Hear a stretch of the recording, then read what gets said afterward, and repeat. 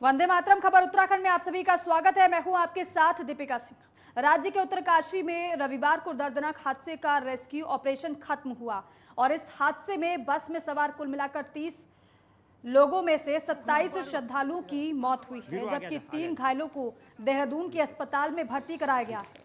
आपको बता दें कि यमुनोत्री के लिए जा रही एक बस खाई में गिर गई थी और ये हादसा यमुनोत्री नेशनल हाईवे पर डामटा के पास हुआ है। इस बस में मध्य प्रदेश के श्रद्धालु सवार थे। वहीं मध्य प्रदेश के मुख्यमंत्री शिवराज सिंह चौहान ने देहरादून पहुंचकर पुलिस कंट्रोल रूम में उत्तराखंड सरकार के अधिकारियों के साथ बैठक की और उत्तरकाशी में राहत और बचाव कार्यों की जानकारी दी। उसके बाद सीएम शिवराज सिंह चौहान घायल श्रद्धालुओं को देखने के लिए देहरादून के हॉस्पिटल भी पहुंचे। उन्होंने कहा कि घायलों के इलाज में कोई कसर नहीं रहने दी जाएगी। इसके बाद सीएम शिवराज और राज्य के सीएम पुष्कर सिंह धामी ने घटनास्थल का भी दौरा किया। आपको बताएं कि मध्य प्रदेश के पन्ना जिले से आ रही बस दुर्घटना का शिकार हुई। वहीं इस हादसे पर राष्ट्रपति, प्रधानमंत्री, गृहमंत्री और दूसरे कई नेताओं ने गहरी शोक संवेदना प्रकट की है। आपको ये भी बताएं कि डामटा से लेकर रेखाओं खड्ड तक 5 किलोमीटर एरिया को पहले से ही डेंजर जोन घोषित कर रखा है। अंधा मोड़ होने की वजह से सामने से आ रहा वाहन जल्दी से दिखाई नहीं देता है। फिलहाल इस हादसे में सभी मृतकों के शव को एक विशेष विमान के जरिए मध्य प्रदेश ले जाने की तैयारी की जा रही है। कहीं ऐसे लगे ना कॉल हो गया, छोड़ दियो डेड बॉडी, कोई दिक्कत नहीं। हाँ, अपना मत फिसलना इसके साथ, ठीक है? लो ले आंडो, चलो ले लो। हाँ है, तो ठीक है, लाओ पकड़ो इधर।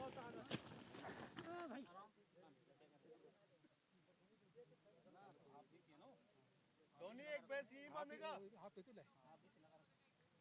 देखना अगर जरूरत पड़ेगी वहां पे तो, अगर डायरेक्ट होता तो और वही देहरादून के हॉस्पिटल में घायल ड्राइवर से मिलने के बाद सीएम शिवराज सिंह चौहान ने बताया कि हादसे के दौरान बस की स्टीयरिंग फेल होने से यह हादसा हुआ। और आप भी सुनिए सीएम शिवराज सिंह चौहान ने क्या कुछ कहा। पूर्ण हादसा है। अभी घटना स्थल पर मैं माननीय मुख्यमंत्री उत्तराखंड पुष्कर जी के साथ हूँ।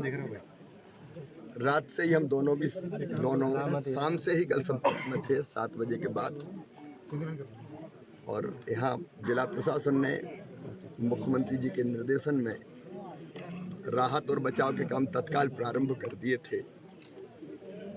अभी मैं रात में लगभग 12 बजे पहुंच गया था देहरादून, जितनी जल्दी हो सकता था, लेकिन लगातार पुष्कर जी से बातचीत हो रही थी।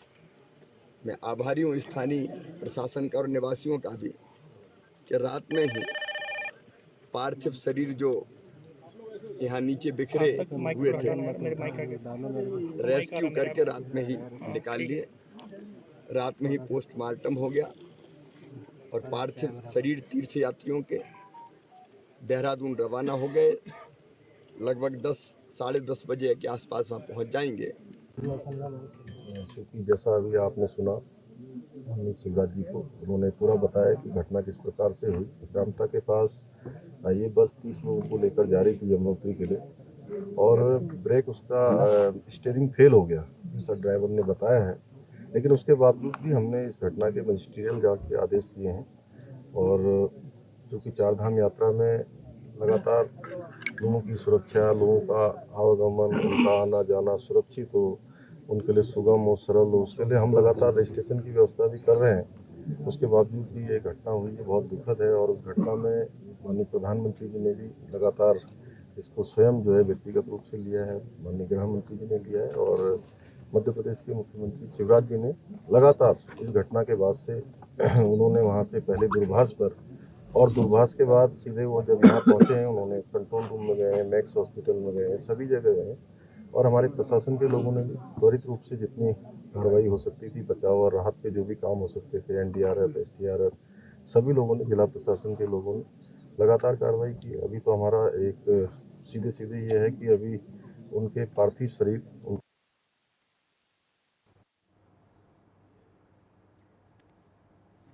तो मध्य प्रदेश के पन्ना से बस आ रही थी और गहरी खाई में बस के गिरने की वजह से ये भीषण दर्दनाक हादसा हुआ और इस हादसे में कई लोगों की जान चली गई। राष्ट्रपति, प्रधानमंत्री, गृह मंत्री सभी ने शोक प्रकट किया है इस दुखद हादसे पर। हालांकि केंद्र सरकार की तरफ से, मध्य प्रदेश सरकार की तरफ से मृतकों के परिजनों और घायलों को मुआवजा राशि देने की बात कही है। रेस्क्यू ऑपरेशन रात में ही खत्म हो गया था, लेकिन फिलहाल मध्य प्रदेश के मुख्यमंत्री और उत्तराखंड के मुख्यमंत्री आज सुबह ही घटनास्थल पहुंचे थे, हालातों का जायजा लिया था और कंट्रोल रूम पहुंचकर वहां पर भी अधिकारियों से जानकारी उन्होंने प्राप्त की थी। साथ ही साथ जो चश्मदीद जो लोग थे उनसे भी बातचीत की गई। मुख्यमंत्रियों के द्वारा उनसे भी जानकारी ली गई कि आखिर उन्होंने क्या देखा, उस समय क्या हुआ था, हादसा कैसे हुआ था। और इस जानकारी के बाद दोनों ही मुख्यमंत्री घटनास्थल पर पहुंचे थे, जायजा लेने के लिए दौरा उनकी तरफ से किया गया था। और वहीं देहरादून के हॉस्पिटल में घायल ड्राइवर से मिलने के बाद सीएम शिवराज सिंह चौहान ने यह बताया है कि हादसे के दौरान बस की स्टीयरिंग फेल होने से हादसा हुआ। मुख्यमंत्री ने क्या कहा वो आप सुनिए। जो बताया, क्योंकि ड्राइवर बच गए कि स्टीयरिंग फेल होने के कारण पहले उसने कोशिश की कि पहाड़ से टकरा के गाड़ी रोकने का प्रयास करे, लेकिन टकरा के वो नीचे खाई में गिर गई। 3 मध्य प्रदेश के घायल हैं तीर्थयात्री, उनका इलाज जारी है और कोशिश कर रहे हैं कि उनकी जान बच जाए। हमने ये भी तय किया कि जो मृतक परिवार है उनको 5 लाख रुपए की मृतकों के परिवारों को राहत की राशि दी जाएगी। और ज्यादा जानकारी के साथ ज्ञानेंद्र तिवारी मेरे सहयोगी हमारे साथ जुड़ गए हैं, उनका रुख करते हैं। ज्ञानेंद्र, अभी तक तो तमाम बातें चल रही थी कि आखिर ये हादसा हुआ कैसे था। खुद मुख्यमंत्री पुष्कर सिंह धामी ने पूरे हादसे की जांच की बात कही, लेकिन मध्य प्रदेश के मुख्यमंत्री ये कह रहे हैं कि स्टीयरिंग फेल होने की वजह से हादसा हुआ।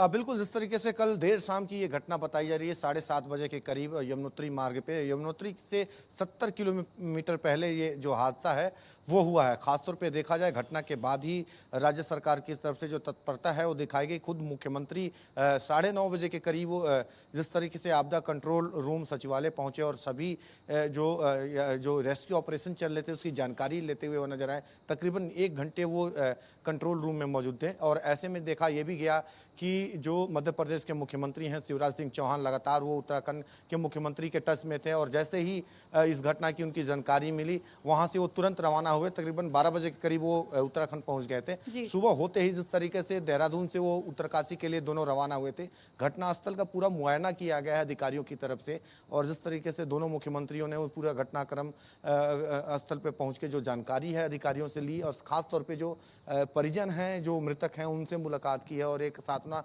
देने का काम किया है। लेकिन देखा जाए तो जिस तरीके से ये घटना रही है, घटना के बाद मजिस्ट्रेट जांच की बात जो है राज्य सरकार की तरफ से कही जा रही है। जो जानकारी ड्राइवर की तरफ से दी गई स्टीयरिंग फेल होने की, ये तमाम जो बातें हैं वो कहीं न कहीं जांच का विषय रहेगा। लेकिन जिस तरीके से जो परिवहन मंत्री हैं उनकी तरफ से घटनास्थल का निरीक्षण किया गया, जो उत्तराखंड के परिवहन मंत्री हैं चंदन रामदास, और साफ तौर पर उनकी तरफ से कहा गया कि जो रोड सेफ्टी के जो नियम है, रोड सेफ्टी के लिए जो काम होने चाहिए थे, कहीं ना कहीं चौहान कह रहे हैं क्या, क्योंकि ड्राइवर तो इस वक्त अस्पताल में भर्ती है, तो क्या उनका बयान दर्ज किया गया, उस दौरान ये बात उनकी तरफ से बताई गई, या फिर जो लोग वहां पर जिन्होंने ये हादसा देखा और हादसे के बाद जो लोग रेस्क्यू में शामिल थे, वहां पर पहुंचे थे, उन लोगों की तरफ से ये बात कही गई है? देखिए, ड्राइवर की तरफ से शिवराज सिंह चौहान को ये बात अस्पताल में बताई गई और ऐसे में ड्राइवर का जो है मैक्स हॉस्पिटल में इलाज चल रहा है। बाकी जो मृतकों का शव है, बाकी कैलाश जो जौलीग्रांट स्थित जो हिमालयन हॉस्पिटल है वहाँ रखा गया है।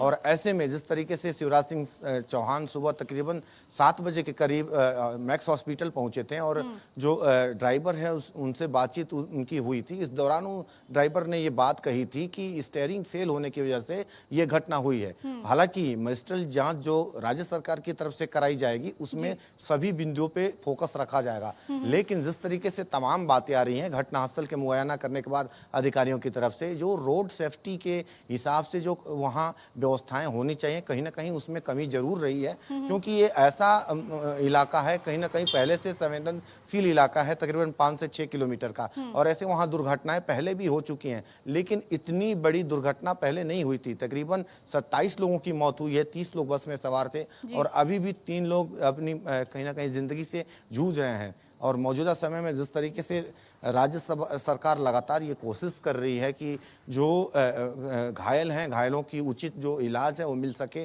दूसरी तरफ जिस तरीके से जो मृतकों के जो शव हैं उन्हें मध्य प्रदेश से उनके घर भेजने की जो तैयारी है लगातार की जा रही है। हमने ये भी देखा कि शिवराज सिंह चौहान ने राजनाथ सिंह से बात की और कहीं ना कहीं जो एयर एम्बुलेंस की डिमांड की थी, और ऐसे में अब देखा ये जा रहा है कि तकरीबन आधे घंटे के अंदर जो जानकारियां मिल रही हैं वो जॉलीग्रांट एयरपोर्ट से जो मृतकों के शव हैं वो मध्य प्रदेश के लिए रवाना होंगे। यानी कि कुल मिला के जो कोशिश है वो यही की जा रही है कि जो बॉडीज हैं वो मध्य प्रदेश के लिए रवाना किया जाए। फिलहाल देखा जाए तो कहीं ना कहीं जो चारधाम क्षेत्र है, अगर हम चारधाम मार्गों की बात कर लें, अभी पिछले कुछ सालों में ऑल वेदर रोड समेत कई जो काम हैं वो चारधाम मार्गों पे हुए हैं, लेकिन जो यमुनोत्री मार्ग है, यमुनोत्री मार्ग सिंगल रूट होने के कारण कहीं ना कहीं सड़कों में कई तरह की जो दिक्कतें हैं, क्योंकि वहाँ कई अंधे मोड़ हैं। जो उत्तराखंड का जो यमुनोत्री मार्ग है वहाँ कई अंधे मार्ग हैं, तकरीबन 5 से 6 किलोमीटर का जो इलाका है वो कहीं ना कहीं संवेदनशील इलाका है। इस इलाके में दुर्घटनाएं पहले भी देखी गई हैं, लेकिन ये बड़ी दुर्घटना हुई है जो कहीं ना कहीं रात हुई है। तो इस लिहाज से देखा जाए तो जो बाहरी राज्यों से, देश के कोने कोने से जो श्रद्धालु आ रहे हैं, कहीं ना कहीं उनको सचेत रहने की आवश्यकता है। और ये भी देखने वाली बात है कि जो कई ट्रिप जो चालक हैं, जानकारी ये भी आ रही है कि तकरीबन 3 ट्रिप जो है ये चालक यमुनोत्री जा चुका है, और जिस तरीके से ये घटना हुई तो ये भी कहीं ना कहीं जांच का विषय होगा कि कितने घंटे के अंतराल पे लगातार जो है ये चालक गाड़ी चला रहे हैं। ये भी एक विषय हो सकता है, क्योंकि ये भी बात निकल के सामने आ रही है कि कहीं ना कहीं नींद आने के कारण इस तरह की घटना हुई है। तो सभी पहलुओं पर जाँच होगा, लेकिन जो बाहरी राज्यों से जो लोग आ रहे हैं उन्हें भी सचेत रहने की आवश्यकता है। चारधाम क्षेत्रों में देखा जाए तो भारी संख्या में जो श्रद्धालु है देश विदेश से पहुँच रहे हैं, और ऐसे में कहीं ना कहीं ये जो घटना हुई है उसके बाद से कहीं ना कहीं एक भय का माहौल श्रद्धालुओं के भी अंदर देखने को जरूर मिलेगा। जी बिल्कुल ज्ञानेंद्र, मैं चाहूंगी कि एक बार फिर आप बताइएगा कि जरा स्पष्ट करिएगा दर्शकों को, क्योंकि मुख्य कारणों की बात कही जा रही है। जब ड्राइवर इस बात को कह रहा है कि स्टीयरिंग फेल होने की वजह से हादसा हुआ, लेकिन बावजूद इसके अब मजिस्ट्रियल जांच की बात कही जा रही है इस पूरे मामले पर। किन किन बिंदुओं को लेकर ये जांच आगे बढ़ने वाली है, कौन कौन से कारण पर यह जांच होगी और किस तरीके से जांच अब आगे बढ़ेगी?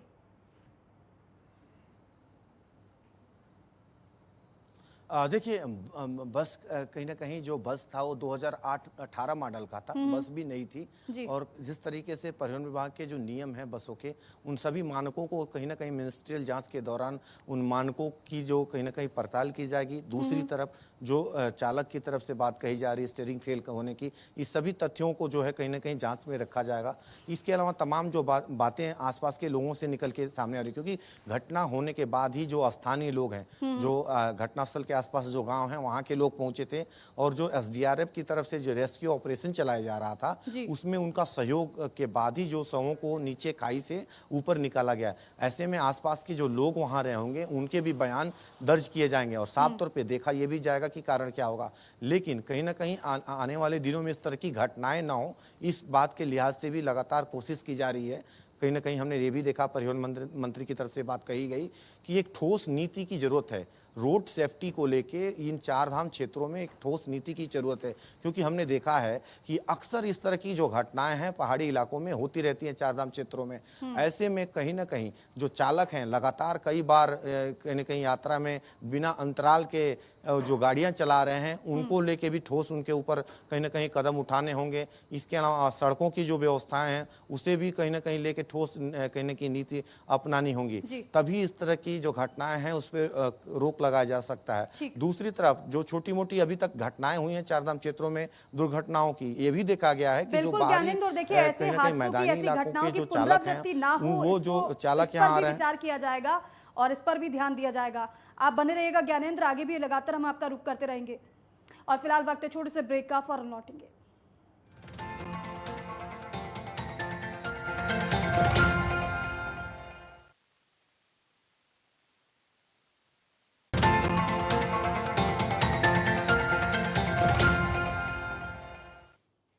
ब्रेक के बाद स्वागत है आप सभी का। यमुनोत्री मार्ग पर हुए हादसे के बाद परिवहन मंत्री चंदन रामदास ने घटनास्थल का दौरा किया और इस दौरान उन्होंने घटनास्थल पर रोड सेफ्टी की कमी के बारे में बताया है और हादसे पर जांच कराने का आदेश भी दिया है। आपको बता दें कि परिवहन मंत्री ने यह भी कहा है कि पहाड़ी इलाकों में दुर्घटनाओं को रोकने के लिए सरकार ठोस नीति बनाएगी। जानकारी के मुताबिक यमुनोत्री मार्ग पर सड़क दुर्घटना में कुल मिलाकर 27 श्रद्धालुओं की मौत हो चुकी है।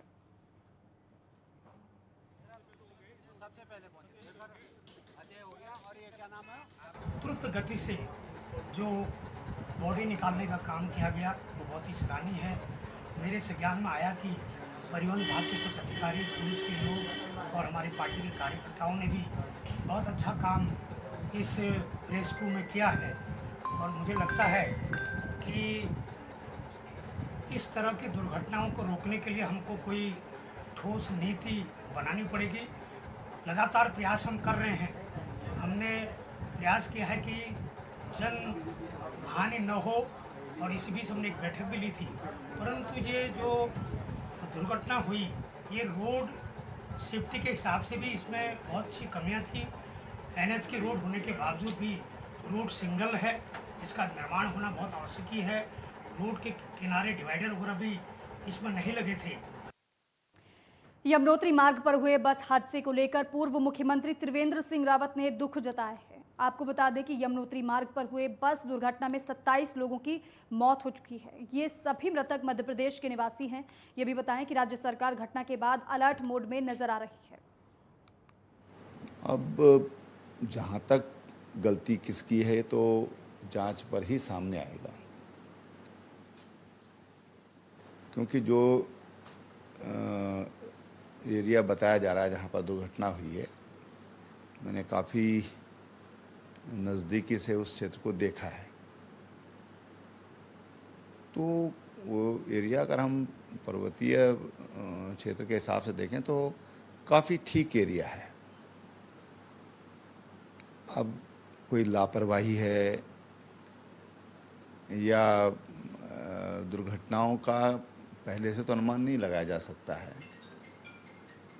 किन कारणों से है तो जांच में सबको सामने आएगा। लेकिन जो ड्राइवर हैं उनको प्रॉपर आराम मिल रहा है कि नहीं मिल रहा है, ये भी जरूर देखा जाना चाहिए। और खबर देहरादून से है। विधानसभा सत्र को लेकर सुरक्षा व्यवस्था पर बैठक। विधानसभा में अध्यक्ष ऋतु खंडूरी ने की समीक्षा बैठक। विधानसभा अध्यक्ष ने आला अधिकारियों के साथ बैठक की। ACS राधा रतूड़ी समेत वरिष्ठ अधिकारी मौजूद रहे और बैठक में विधानसभा अध्यक्ष ने जरूरी दिशा निर्देश भी दिए हैं। आपको बताएं कि 14 जून से शुरू होना है उत्तराखंड विधानसभा का बजट सत्र, लेकिन बजट सत्र से पहले विधानसभा अध्यक्ष ऋतु खंडूरी ने बैठक की। तमाम वरिष्ठ अधिकारी इस बैठक में मौजूद रहे। अधिकारियों को आवश्यक दिशा निर्देश विधानसभा अध्यक्ष ऋतु खंडूरी की तरफ से दिए गए।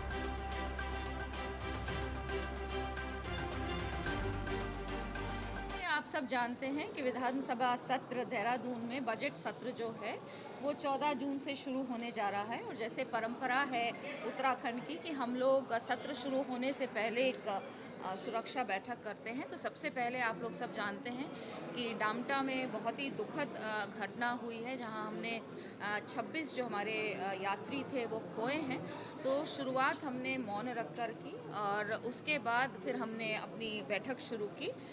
उसमें जो भी अधिकारी वहाँ पे मौजूद थे प्रशासन के और शासन के, उनसे हमने 8-10 पॉइंट्स पर बात की है। मैं आपसे बताना चाहूँगी, सदन की सभी दीर्घाओं के लिए प्रवेश पत्र के आधार पर ही प्रवेश दिया जाएगा। देखिए, हमें अभी ये नहीं भूलना है कि कोविड ख़त्म हो गया है, कोविड है और हो भी रहा है, इसलिए हमें ध्यान रखना है और उसी के चलते हम लोगों ने इस तरह की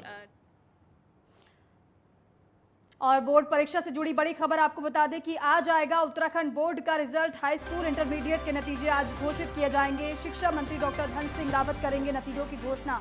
हाई स्कूल के 12,09,778 परीक्षार्थियों का रिजल्ट घोषित होगा और साथ ही साथ इंटरमीडिएट के 11,03,164 परीक्षार्थियों का रिजल्ट घोषित किया जाएगा।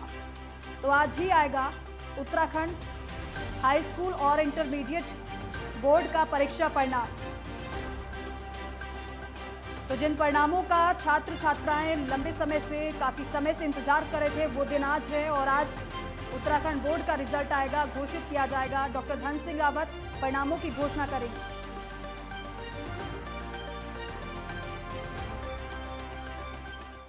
सोनप्रयाग से 7,350 तीर्थयात्रियों का पहला दल केदारनाथ के लिए रवाना हुआ है। वहीं रविवार को 11,058 पुरुषों, 7,910 महिलाओं और 47 नौनिहालों समेत कुल मिलाकर 19,455 तीर्थयात्रियों ने बाबा केदारनाथ के दर्शन किए।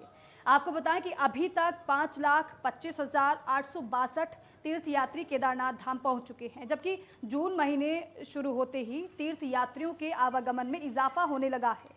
उम्मीद ये जताई जा रही है कि 20 जून तक केदारनाथ यात्रा चरम पर रहेगी।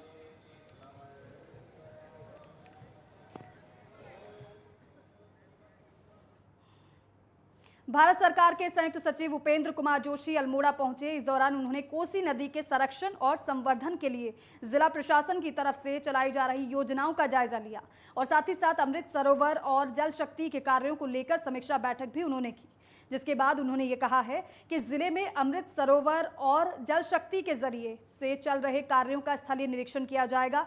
साथ ही साथ जल संवर्धन के लिए जो भी आवश्यकताएं होंगी उसका ड्राफ्ट तैयार कर भारत सरकार को प्रेषित किया जाएगा। बता दें कि आने वाले 2 दिन तक संयुक्त सचिव जिले के विभिन्न विकास खंडों में जाकर जल शक्ति और अमृत सरोवर की योजनाओं का भौतिक निरीक्षण करेंगे।